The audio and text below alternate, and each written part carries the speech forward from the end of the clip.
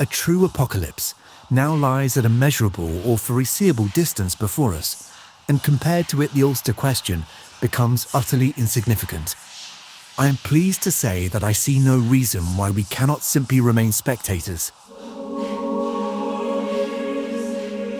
Sazonov's private secretary, Baron Moritz Schilling, learned on Friday, July 17th, from encrypted messages sent from Vienna about the timing of Poincaré's departure from St. Petersburg. On top of that, Vienna's ambassador in St. Petersburg, Count Shapari, requested an urgent meeting with Sazonov. On July 18th, when he met Sazonov, the ambassador's aim was to probe whether the Russians had caught wind of the ultimatum scheme. Yet Sazonov was the sort of diplomat who could sense such a game. Shapari tried not to let anything slip, while Sazonov, in turn, made sure not to reveal that he had already grasped the plot.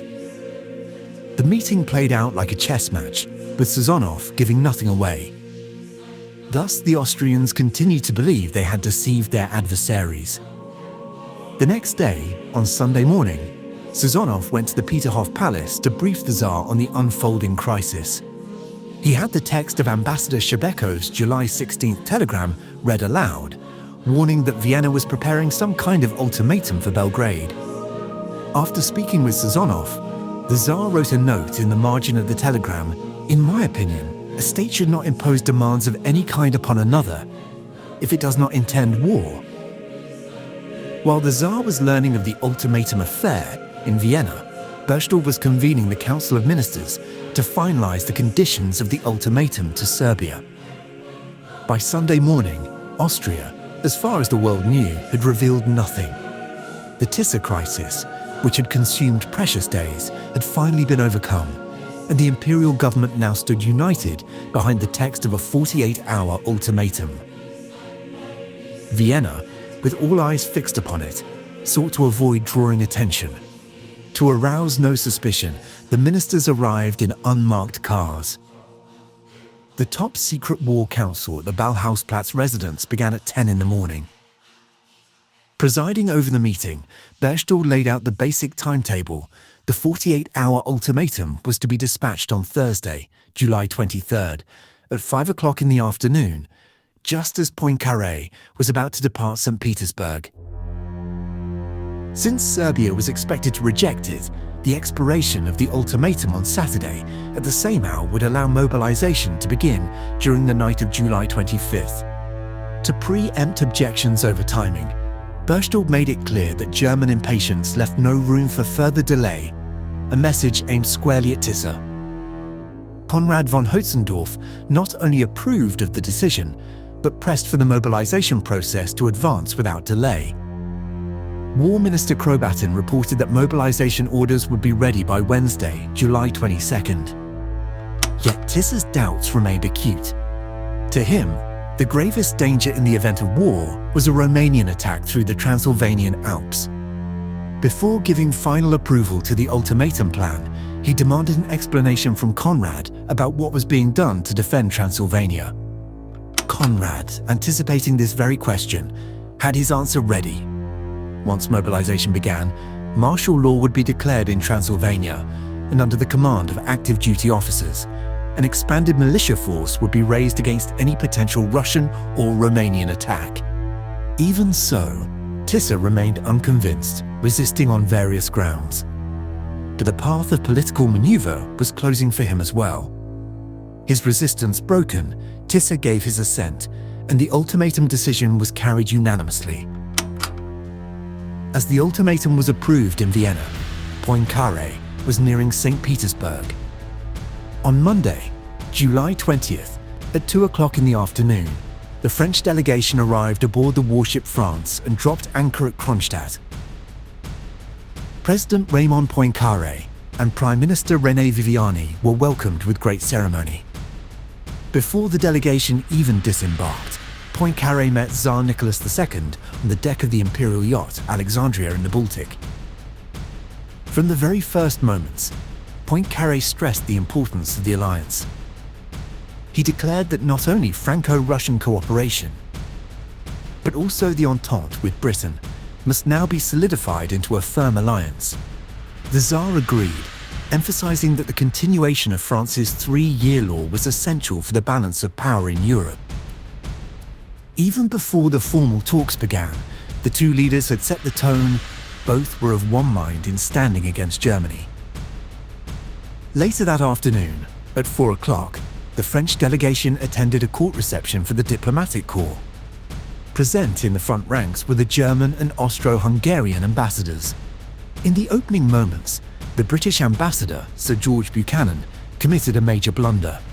He had heard from Sazonov that Austria's ultimatum to Serbia was expected on Saturday. He had also learned from Serbia's envoy in St. Petersburg that Austria was seeking a pretext for war.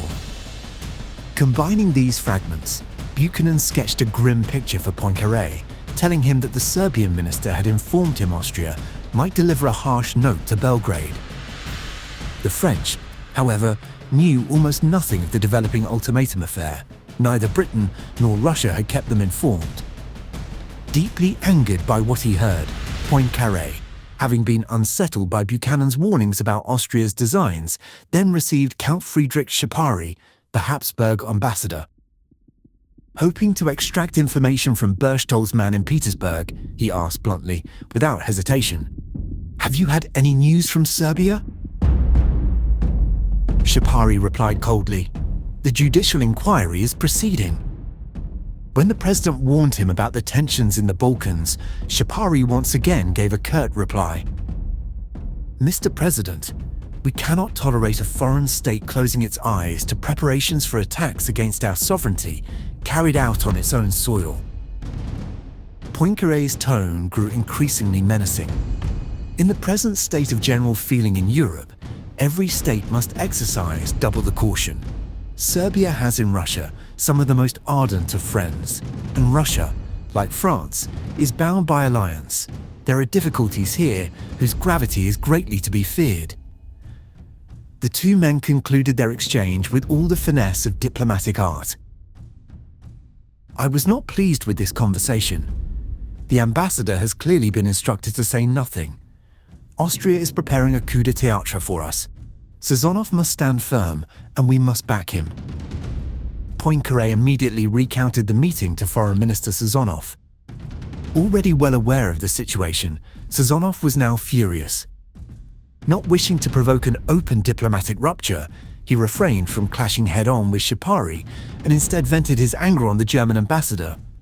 He began his meeting with Count Portales in harsh tones, reminding him of Russia's view of the Sarajevo assassination. For Russia, this had been the deed of a few individuals, and it was impossible to hold an entire state responsible. In Sazonov's view, the winds of Greater Serbia, blowing in Belgrade, were Austria's own fault, born of its misrule. Portales responded with as much caution as possible, trying to calm the minister, but it was in vain. The Russian minister went so far as to threaten the German ambassador outright. If Austria-Hungary is determined to disturb the peace, it must understand that this time it will have to reckon with Europe. A few days later, when Kaiser Wilhelm read the report of this conversation, he scribbled in the margin, "No with Europe, but yes with Russia." The ambassador, however, had gone even further in his report, according to Sazonov. If Austria-Hungary adopted threatening language towards Serbia or resorted to military measures, Russia would never tolerate it. To drive the message home, he added yet another warning. Whatever happens, no talk of an ultimatum must be allowed. With these words, Russia's foreign minister had drawn a line in the sand, challenging Berchtold not to cross it. Yet the plan called for Berchtold to do precisely that 2 days later. The atmosphere around the Tsar signaled that there would be no retreat in the face of Austrian Germany. The ultimatum to Serbia had not yet been delivered, but the tone of the conversations already heralded the coming storm. On the morning of July 21st, Poincare met the Tsar again at Peterhof. This time the meeting was longer and more private. For about an hour the two leaders spoke face to face. On the table was the strengthening of the Franco-Russian alliance and the assurance of mutual military preparations. That same evening, an important move took place behind the diplomatic stage. Foreign Minister Sazonov sent a sharp message to Berlin through the German ambassador, Portales. He warned that if Austria issued any kind of ultimatum to Serbia, Russia would regard it as a deliberate provocation. This warning revealed that Petersburg was shifting onto an increasingly determined line. Poincare was unaware of this démarche at the time, but in the coming day he would observe firsthand the hardening stance of Russian circles. French attaché Louis de Robian would later note in his diary on July 22nd that nothing was spoken of except war. We were now speaking, albeit in veiled language, about a war that only days earlier no one had thought possible. The final day of the visit unfolded almost as a show of force. The French delegation, who had slept in tents in preparation for a military inspection, awoke to a grand display. This morning at Krasnoye Selo, inspection. 60,000 troops took part. A magnificent parade of power and majesty. Infantry marching to the strains of Marche de Sambre et Meuse and Marche Lorraine. How charged with associations was this military machine, set in motion by the Tsars of all the Russias, before the eyes of the Allied president, himself a son of Lorraine? Poincare sat before the tent, beside the Empress. A few glances exchanged among us showed we shared the very same thoughts. While the French delegation prepared for departure, contacts between the two sides continued throughout the day.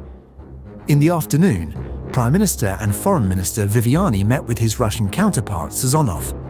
They agreed on instructions to be sent to the Russian and French embassies in Vienna. The ambassadors were to act jointly in urging Austria to show restraint, and to express the hope that Austria would refrain from doing anything that might offend Serbia's honor and independence. These carefully chosen words were meant to obstruct the path of the ultimatum that was about to be issued.